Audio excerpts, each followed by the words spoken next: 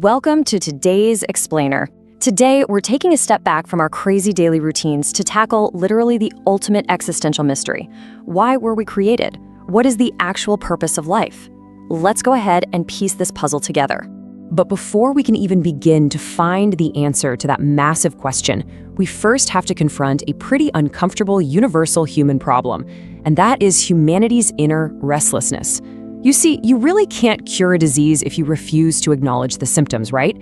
And humanity, regardless of your wealth, your status, or where you live, is suffering from this collective, chronic symptom. It's that feeling of unease that wakes you up at 3 a.m., that quiet anxiety that whispers, is this really all there is?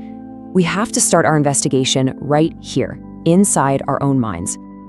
There's this brilliant line of poetry that captures this exact feeling perfectly.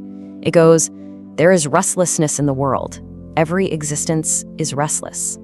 The poet is actually pointing out that this isn't just a human phenomenon. From the massive swirling galaxies and the brightest stars in the cosmos, right down to the microscopic vibrations of a single atom, everything is in a state of agitation.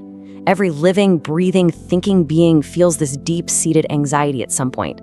It is literally baked into the very fabric of existence. We actually have a very specific term for this condition, iztirab. It's that profound inner restlessness and turmoil that strikes specifically when a human being forgets, ignores, or completely strays from their life's true purpose. Think of it as your soul's built-in alarm system. The great poet and philosopher Ghani Khan Baba once pointed out that confronting this iztirab requires an immense amount of bravery. It takes serious courage to look in the mirror and admit that your life feels purposeless, because, well, once you admit it, you're officially obligated to search for the cure. So how does modern society actually deal with this alarm system? Instead of facing it with that courage Ghani Khan Baba spoke of, we hide. We just bury the feeling. We get completely lost in worldly pursuits, chasing promotions, or buying things we really don't need. And when the anxiety gets just a little too loud, what do? We pull out our phones. We endlessly scroll on social media, burying all those heavy questions under a massive mountain of cheap dopamine. We flee from divine guidance and deep reflection because, let's be honest, distracting ourselves is just so much easier than facing reality. We're essentially treating the symptom with distractions instead of looking for the actual cure.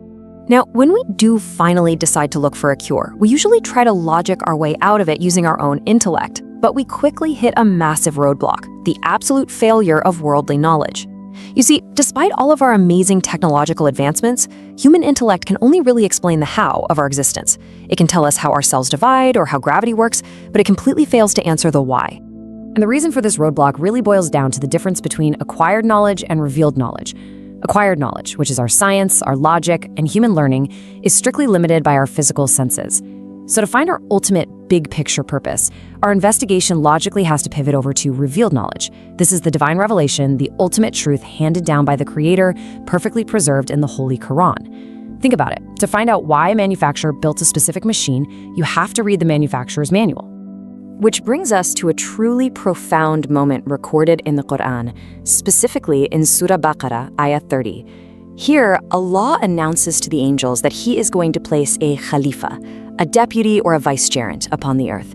And what follows is a totally fascinating dialogue. The angels ask a completely stunning question. They say, "Will you place upon it one who causes corruption therein and sheds blood while we declare your praise and sanctify you?" Just think about the sheer magnitude of this for a second. This is the ultimate cross-examination. The angels, who are these beings made of light that obey the Creator instantly and without question, are essentially asking the exact same skeptical question we ask today when we turn on the evening news. They look at the human potential for violence, war, and corruption, and they're asking why? What is the purpose of creating a being so prone to causing destruction when we are already here worshiping you perfectly? Allah's response to this completely valid question from the angels is so profound and honestly highly mysterious. It's just one simple, incredibly weighty sentence. "Indeed, I know that which you do not know." The Creator doesn't instantly list out human virtues to defend us. Instead, this response points to a massive hidden secret. It tells the angels, and by extension it tells us, that right beneath the surface-level flaws of humanity, the Creator placed a very specific, unique potential within us, a secret purpose that absolutely justified our creation. So what exactly is this secret capacity that makes our existence worthwhile, despite all of our obvious flaws? Well, the Creator actually put humanity's unique potential on full display through a very specific test, a test centered around knowledge that even the angels lacked. Let's walk through how this divine test actually played out. First, Allah teaches Adam, the very first human, the names and the realities of all things. Then, the angels are presented with these things and asked to identify them, but they humbly admit their absolute incapacity, basically saying they only know what they've been explicitly taught. Next, Adam is asked to recite the names, and he does so successfully. This perfectly demonstrates his unique human capacity to learn, to conceptualize, and to understand the universe. Finally, Allah reminds the angels of his infinite knowledge of the unseen heavens and earth. This whole sequence brilliantly proves that humanity was uniquely designed with the intellectual and spiritual capacity to learn, discover, and govern. That's a capacity even the most perfect angels just didn't possess. Now, as ordinary readers, the earth-shattering depth of these verses can be a little hard to wrap our heads around.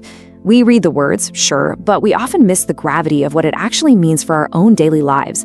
So to truly decode their practical application, we're going to look at the incredible real-life discovery of an English university professor. This professor's journey is an absolutely perfect mirror for the investigation we're doing right now. He started out suffering from extreme iztirab, that crushing inner restlessness and lack of purpose we defined earlier. He searched for answers in his native Christianity, but just felt totally unsatisfied. It got to the point where he abandoned religion entirely and became an atheist. But his intellect kept pushing him. During his desperate search for a cure to this intense restlessness, he encountered these exact verses in the Quran. He deeply analyzed this dialogue between Allah, the angels, and Adam. And when he decoded the meaning, the realization hit him so powerfully that it completely cured his existential anxiety. He finally found the ultimate purpose of human life, and it actually led him to embrace Islam. Which brings us to the ultimate question. What exactly did this professor see in those verses? What was the specific, life-changing secret hidden in the story of Adam and the angels that instantly cured a lifetime of profound inner restlessness? I want you to think deeply about this. We set the stage, we've defined the core problem, and we found the map. In our next explainer, we are going to uncover the exact secret he discovered and finally solve the ultimate mystery of why you are here. Trust me, you won't want to miss it.